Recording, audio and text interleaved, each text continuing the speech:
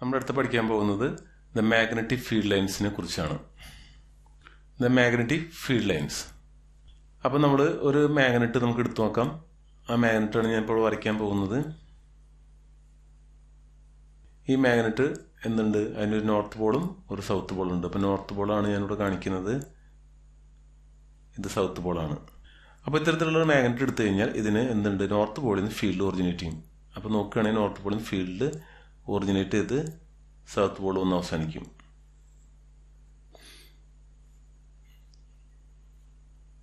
ഇപ്പം ഇതിന് ചുറ്റുള്ള magnetic field ലൈൻസാണ് ഞാൻ വരച്ചിരിക്കുന്നത്. അപ്പോൾ നോർത്തിൽ നിന്ന് തുടങ്ങുന്നതുകൊണ്ട് നമുക്ക് അവിടെ ഏരോ മാർക്ക് അവിടെ നിന്ന് സ്റ്റാർട്ട് ചെയ്യുന്നതായിട്ട് കാണിക്കാം. അപ്പോൾ ഏരോ മാർക്ക് കാണിക്കുന്നത് നോർത്തിൽ നിന്ന് തുടങ്ങുന്നതാണ്, സൗത്തിൽ വന്നിട്ട് ഫീൽഡ് അവസാനിക്കും. അപ്പോൾ നോർത്തിൽ നിന്ന് ഫീൽഡ് തുടങ്ങി സൗത്തിൽ അവസാനിക്കും. അപ്പോൾ ഈ ഫീൽഡ് ലൈൻസിൻ്റെ പ്രത്യേകതകളാണ് നമ്മളിവിടെ ഡിസ്കസ് ചെയ്യാൻ പോകുന്നത്. അതിൽ നമുക്ക് ഒന്നാമത്തെ പ്രോപ്പർട്ടി എന്താണെന്ന് നോക്കാം. നമുക്ക് ഒന്നാമത്തെ പ്രോപ്പർട്ടി നോക്കാം. അപ്പോൾ ഇവിടെ ഫീൽഡ് ലൈൻസ് ഞാൻ കാണിച്ചിട്ടുണ്ട്. ആ ഫീൽഡ് ലൈൻസ് എന്താണ്? നോർത്തിൽ നിന്ന് തുടങ്ങി സൗത്തിൽ വന്നിട്ട് നിൽക്കുന്നതായിട്ടാണ് കാണിച്ചിരിക്കുന്നത്. യഥാർത്ഥത്തിൽ സൗത്തിൽ വെച്ചിട്ട് എന്താ സംഭവിക്കുന്നത്? ഇതിൻ്റെ ഉള്ളിലൂടെ പാസ് ചെയ്ത് തിരിച്ച് നോർത്തിൽ തന്നെ വന്ന് അവസാനിക്കും. അപ്പോൾ അതാണ് ഞാൻ കാണിക്കുന്നത് ഏറോ മാർക്ക്.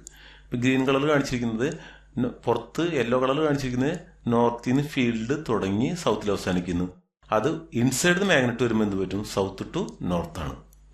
അപ്പോൾ അതാണ് ഞാൻ കാണിച്ചിരിക്കുന്നത്. അപ്പോൾ ഇതൊരു പ്രത്യേകതയാണ്. നോക്കിക്കഴിഞ്ഞാൽ ഒരു പ്രത്യേകത കാണുന്നതാണ്, ഇത് ക്ലോസ്ഡ് ലൂപ്പ് ഫോം ചെയ്തു, ഒരു സർക്കിൾ ഫോം ചെയ്യുന്നുണ്ട്.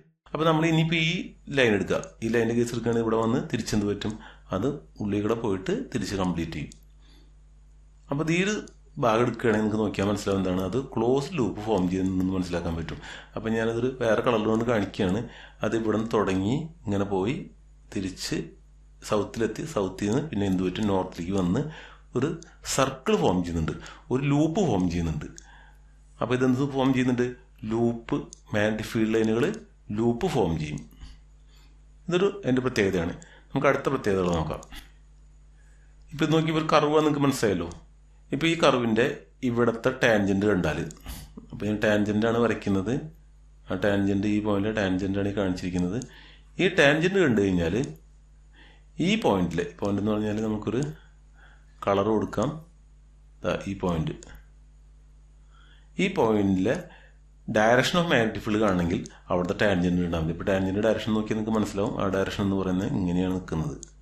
അപ്പോൾ ഈ ഡയറക്ഷനാണ് ഇവിടുത്തെ മാഗ്നറ്റിക് ഫീൽഡ് നിൽക്കുന്നത്. അപ്പോൾ ഇവിടത്തെയാണ് കാണേണ്ടത് എന്ത് ചെയ്യാം? ആ പോയിന്റ് എന്ത് ചെയ്യാം? ഇപ്പോൾ ഞാൻ അവിടെ ഒരു പോയിന്റ് ഇടുകയാണ്. ഒരു ഗ്രീൻ കളർ പോയിന്റ് കാണിച്ചിട്ടുണ്ടല്ലോ. അവിടുത്തെ മാഗ്നറ്റിക് ഫീൽഡ് കാണണമെങ്കിൽ നമ്മൾ എന്ത് ചെയ്താൽ മതി? അവിടുത്തെ ടാൻജൻറ്റ് കാണാം. അപ്പോൾ ഇതിലൂടെ കടന്ന് ഈ പോയിന്റിനെ ടച്ച് ചെയ്യുന്ന ടാൻജൻറ്റ് കാണാം. ആ ടാൻജൻറ്റാണ് അവിടുത്തെ മാഗ്നറ്റിക് ഫീൽഡിൻ്റെ ഡയറക്ഷൻ നൽകുന്നത്. അപ്പോൾ tangent gives the direction of magnetic field. അടുത്ത മൂന്നാമത്തെ പ്രോപ്പർട്ടി നോക്കുക. മൂന്നാമത്തെ പ്രോപ്പർട്ടി നോക്കി കഴിഞ്ഞാൽ നിങ്ങൾക്ക് കാര്യം മനസ്സിലാക്കാൻ പറ്റും. ഇപ്പോൾ ഇവിടെ ഞാനൊരു ഫ്ലക്സ് ഡെൻസിറ്റി നോക്കുകയാണ്. അപ്പോൾ ഞാൻ അതിന് വേണ്ടിയിട്ട് ഒരു ചതുരം വരച്ചിരിക്കുകയാണ്. അതേ നീളവും വീതിയുള്ള ഒരു ചതുരം ഞാൻ ഇവിടെ ഒന്ന് വരച്ചു നോക്കി. അപ്പോൾ ഇവിടെ നോക്കി കഴിഞ്ഞാൽ കാര്യം മനസ്സിലാവും എന്താണ്? ഇവിടെ ഈ ഏരിയയുടെ കടന്നു പോകുന്ന ലൈൻ്റെ എണ്ണം കൂടുതലാണ്, ആ സ്ഥാനത്ത് ഇവിടെ ലൈൻ്റെ എണ്ണം കുറവാണ്. അപ്പോൾ ഇവിടെ ഫ്ലക്സ് ഡെൻസിറ്റി കൂടുതലാണെന്ന് പറയാൻ പറ്റും. എന്താണ് ഡെൻസിറ്റി എന്ന് പറയുന്നത്? ഒരു യൂണിറ്റ് ഏരിയയിലൂടെ കടന്നു പോകുന്ന ലൈൻ്റെ എണ്ണമാണ്. അപ്പോൾ ഇവിടെ നോക്കി കഴിഞ്ഞാൽ 1, 2, 3, 4 ലൈനുകൾ കടന്നു പോകുന്നുണ്ട്. ആ സമയത്ത് അത്ര തന്നെ വലിപ്പമുള്ള ഒരു ഏരിയയിലൂടെ കടന്നു പോകുന്ന ഒരു ലൈനാണ്. അപ്പോൾ ഡെൻസിറ്റി ഇവിടെ കൂടുതലും ഇവിടെ കുറവാണെന്ന് കാണാൻ പറ്റും. അപ്പോൾ ഡെൻസിറ്റി കാണിക്കുന്നത് സ്ട്രെങ്ത്തിനെയാണ്. അപ്പോൾ മൂന്നാമത്തെ പ്രോപ്പർട്ടിയാണ് പറയുന്നത് magnetic density represent the strength of magnetic field. അടുത്തൊരു കാര്യം നിങ്ങൾ ശ്രദ്ധിച്ചറിയാൻ പറ്റും, മാഗ്നറ്റിക് ലൈനുകൾ കൂട്ടിമുട്ടുന്നില്ല. എന്താണ്? ഇങ്ങനെ ഒരിക്കലും നമുക്ക് ലൈനുകൾ കാണില്ല. ഒരു ലൈൻ ഇങ്ങോട്ട് പോകുന്നു, അതിനെ ക്രോസ് ചെയ്ത് വേറെ ലൈൻ ഇങ്ങനെ പോകുന്നു. അങ്ങനെ ഇവിടെ വെച്ച് കൂട്ടിമുട്ടുന്നതായിട്ടുള്ള ഒരു ലൈനുകൾ നിങ്ങൾക്ക് കാണാൻ പറ്റില്ല. അപ്പം ഇങ്ങനത്തെ ഒരു പിക്ചർ നിങ്ങൾക്ക് കിട്ടില്ല, കാണാൻ സാധ്യമല്ല. Magnetic lines of force will never intersect. അപ്പോൾ 4 പ്രോപ്പർട്ടികൾ നമ്മൾ പഠിച്ചു. ഈ 4 പ്രോപ്പർട്ടികൾ നമ്മൾ ഇലക്ട്രിക് ഫീൽഡിൻ്റെ പ്രോപ്പർട്ടീസായിട്ട് സിമിലർ ആണ്. ഒരു വ്യത്യാസമുള്ളൂ. എന്താണ് വ്യത്യാസം? ഇത് ലൂപ്പ് ഫോം ചെയ്യും. ആ സമയത്ത് നമ്മൾ ചാർജ് എടുത്തു കഴിഞ്ഞാൽ ചാർജിൻ്റെ പ്രത്യേകതയുണ്ട്. ഇപ്പോൾ നമ്മളൊരു പോസിറ്റീവ് ചാർജ് എടുത്തു കഴിഞ്ഞാൽ ഇതിൻ്റെ പ്രത്യേകത എന്താണ്? ഇതിന് ഫീൽഡ് പുറത്തേക്കാണ് പോകുന്നത്. എപ്പോഴും ഫീൽഡ് പുറത്തേക്ക് പോകും. ആ സമയത്ത് ഇത് പോസിറ്റീവ് ചാർജ് ആണെങ്കിൽ കേട്ടോ, പോസിറ്റീവ് ക്യൂ ആണെങ്കിൽ. അവൻ നെഗറ്റീവ് ചാർജ് എടുത്തു കഴിഞ്ഞാൽ എന്ത് സംഭവിക്കും? ഒരു നെഗറ്റീവ് ചാർജ് എടുത്തു കഴിഞ്ഞാൽ അതിലേക്ക് ഫീൽഡ് വന്ന് അവസാനിക്കുകയാണ് ചെയ്യുക.